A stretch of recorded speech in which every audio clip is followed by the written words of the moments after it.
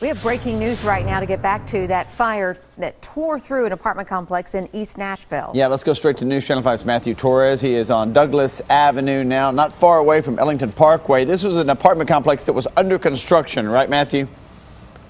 Yeah, under construction, and the district fire chief says that's why the fire burned so fast, because usually with any buildings under construction, it catches fire quickly since it's exposed to the air. Now, this happened just about a couple of hours ago. It was quickly put out, really just within 5 minutes, but as you can tell, we still have firefighters out here since they will continue to check hotspots and continue to investigate this, since at this point, we still don't know what caused the fire.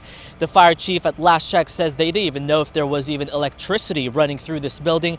But as you can see, this building was under construction, the apartment complex. It was right in the middle where there used to be a building, but obviously with how fast the fire spread, it was quickly burned down to the ground. Now, at this point, they say it's too early to say if it is suspicious, and we are talking about massive flames.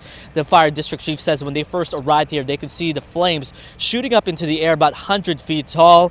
So far, they are still checking up on everything, but what they are thankful for is new fire codes implemented this morning, which are the firewalls. Make us build firewalls in between each apartment, and actually they did hold this morning. We was able to retain the fire to just two ends of two different apartments, And really, the firewalls helped prevent the fire from spreading any further. They say the fire started in the back of the building and spread to the front of the building. And this whole complex was actually just about half complete. So obviously now they are having to rebuild what used to be up there.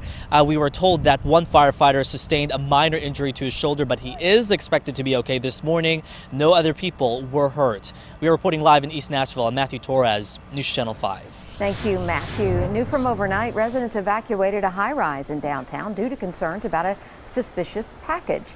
It happened at the Viridian condos on Church Street around 1:30 this morning. Officers called in the hazmat team to investigate.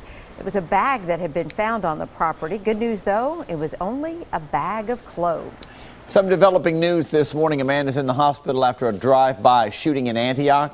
This was the scene just after 11 last night on Cimarron Way. We're told the victim was driving down the road. A couple of guys in another car pulled up and started shooting. The victim was hit in the ankle and should be fine. No word yet if any suspects have been named.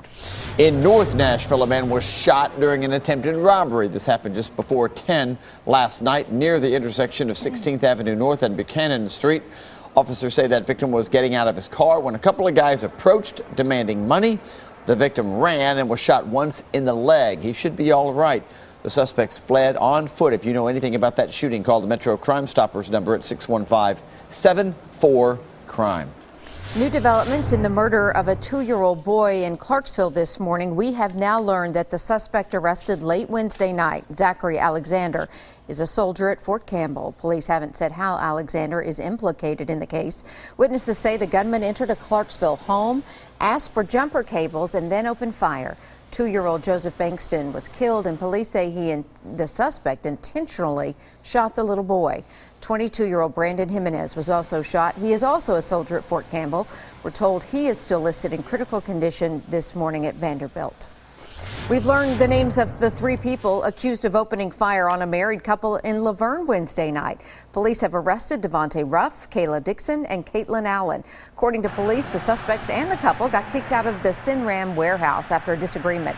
The suspects opened fire on the couple while driving on Industrial Boulevard, hitting the woman in the back. Ruff faces attempted first-degree murder charges, while the women will face conspiracy charges. Text messages landing a man behind bars in the death of a 14-year-old girl. Cherokee Harriman died of self-inflicted stab wounds last month. But during the investigation, police found evidence of inappropriate content sent to that teenager by an adult through texts and social media. Tyler Hubbard was questioned by police, and yes, he confessed to his involvement with the 14-year-old girl. He is now facing several charges, including especially aggravated sexual exploitation of a minor. There are disturbing new details in the gruesome death of an East Nashville couple. Brandon Griswold and Whitney Gray appeared in court yesterday. They're accused of killing Preston Claybrooks and Alexander Grubbs last month. A detective says the two admitted they owed the victims money for drugs and thought about leaving the city, but they decided to get rid of the couple instead. Both victims were beaten and found with their throats cut inside a closet. The case has been turned over to the grand jury.